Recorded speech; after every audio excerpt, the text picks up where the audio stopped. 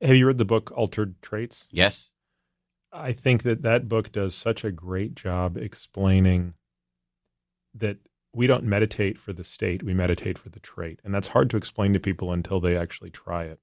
There's an app out there are many that are, tracking your heart rate and your heart rate variability and levels of calmness during meditation. And I've tried these apps and come to the realization that, at least for me, they don't make any sense because I don't find meditation generally to be that enjoyable.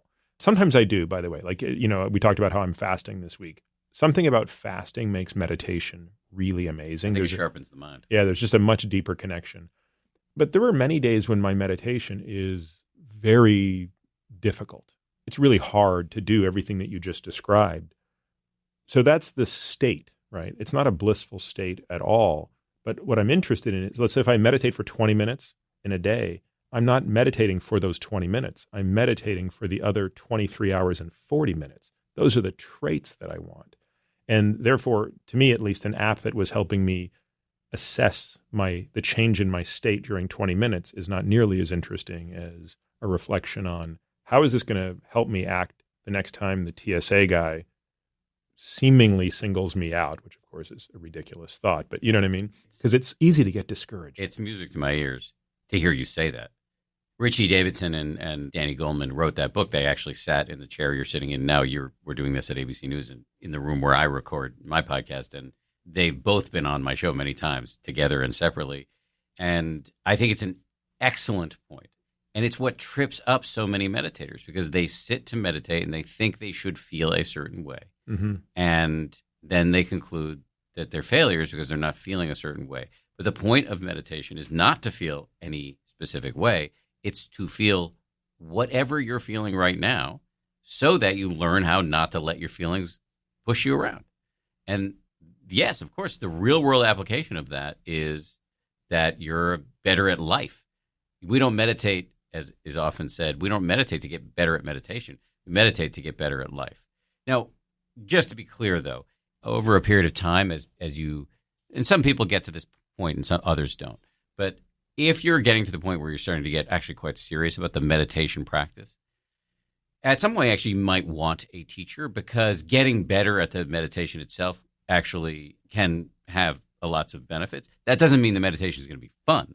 It just means that you can technically understand the nuances of your own mind and the nuances of various practices at differing levels.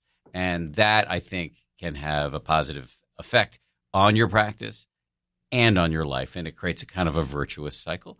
I'm getting ahead of myself here. The thing to know primarily for meditators is don't get hung up on feeling calm or blissful or anything like that. Just tune in on your ability to see clearly whatever's happening right now. But is it distraction? Is it knee pain? Is it an itch? Whatever it is, pleasant or unpleasant, because what we're training over time is the ability to notice that anger has come upon us off the cushion in our regular lives. And can you resist the urge to say something that's going to ruin the next 48 hours of your marriage? That's where the rubber hits the road. This podcast is for general informational purposes only and does not constitute the practice of medicine, nursing, or other professional healthcare services, including the giving of medical advice. No doctor-patient relationship is formed. The use of this information and the materials linked to this podcast is at the user's own risk. The content on this podcast is not intended to be a substitute for professional medical advice, diagnosis, or treatment.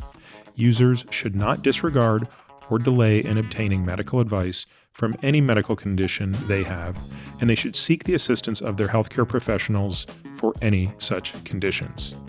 Finally, I take conflicts of interest very seriously. For all of my disclosures and the companies I invest in or advise, please visit peterattiamd.com/about, where I keep an up-to-date and active list of such companies.